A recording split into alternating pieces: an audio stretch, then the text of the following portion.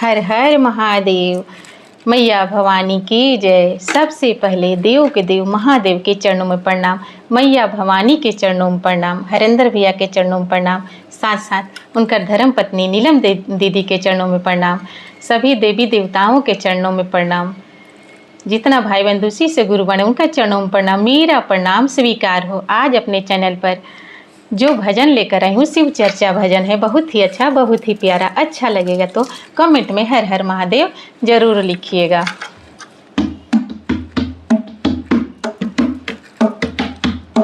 शिव गुरु के बगिया में भंगिया धतुरवा ओहे बगिया में, शिव गुरु के बगिया में भंगिया धतुरवा ओही बगिया में, तोही बगिया में नागिन गावेली भजनवा ओही बगिया में, तनागिन गावेली भजनिया ओही बगिया में।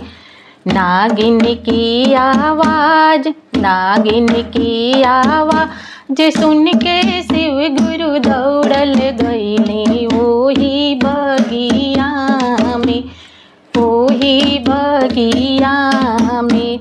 उनकर डमरू भूलैले ओही बगिया में, उनकर डमरू भूलैले ओही बगिया में। शिव गुरु के बगिया में बेला के पतैया ओही बगिया में, शिव गुरु के बगिया में बेलवा के पेड़वा ओही बगिया में, ओही बगिया में। तनागिन गावेली भजनवा ओही बगिया में, तनागिन गावेली भजनवा ओही बगिया में। नागिन की आवाज सुन के शिव गुरु दौड़ल गईले ओही बगिया में, ओही बगिया में। उनकर तिरसुल भूलैले ओही बगिया में, शिव गुरु के बगिया में, शिव गुरु के बगिया में कनैल के फुलवा ओही बगिया में, ओही बगिया में। नागिन गावेली भजनवा ओही बगिया में, तनागिन गावेली भजनवा ओही बगिया में।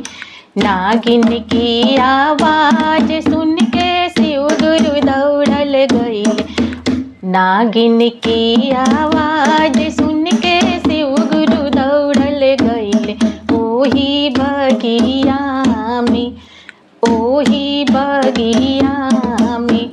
उनकर मिर्गा छाल भूलैले ओही बगिया में, उनकर मिर्गा छाल भूलैले ओही बगिया में। शिव गुरु के बगिया में कनैल के फुलवा ओही बगिया में, तनागिन गावेली भजनवा ओही बगिया में, तनागिन गावेली भजनवा ओही बगिया में। नागिन की आवाज सुन के शिव गुरु दौड़ल गईले ओही बगिया में, ओही बगिया में। उनकर नांदी हेरैले ओही बगिया में, उनकर बाटा हेरैले ओही बगिया में। शिव गुरु के बगिया में भंगिया धतुरवा ओही बगिया में, ओही बगिया में।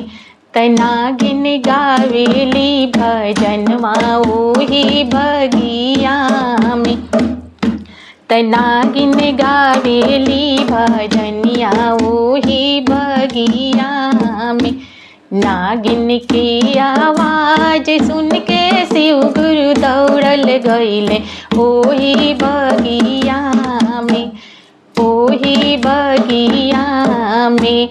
उनकर चेला हेरैले ओही बगिया में, उनकर गौरा जी हेरैली ओही बगिया में।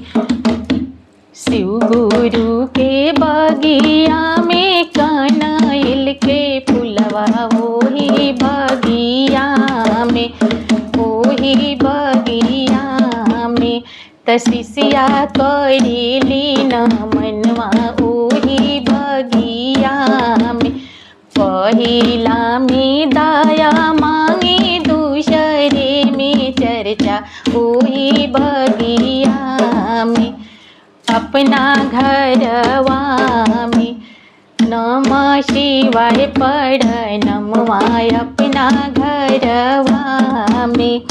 पहिला में दाया मांगी दूसरे में चर्चा ओही घरवा में, अपना घरवा में। तीसरे नमः शिवाय प्रणाम अपना घरवा में। अगर मेरा ये भजन आप लोग को अच्छा लगा होगा तो कमेंट में हर हर महादेव जरूर लिखिएगा। फिर मिलती हूँ अगले भजन में, तब तक मेरी तरफ से आप सबको राधे राधे, हर हर महादेव।